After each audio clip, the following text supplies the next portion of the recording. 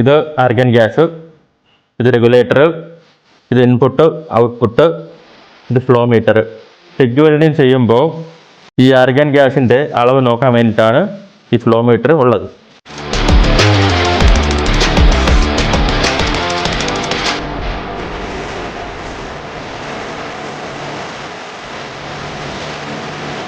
നമ്മളിപ്പോൾ ചെയ്യാൻ പോകുന്ന പ്രോസസ്സ് GTW, ഇതാണ് ടോർച്ച്, അതിൻ്റെ എക്യുപ്മെൻറ്റ്സ് വന്നിട്ട് സെറോമിക് കപ്പ്, ടെൻഷൻ റോഡ്, ക്യാപ്പ്.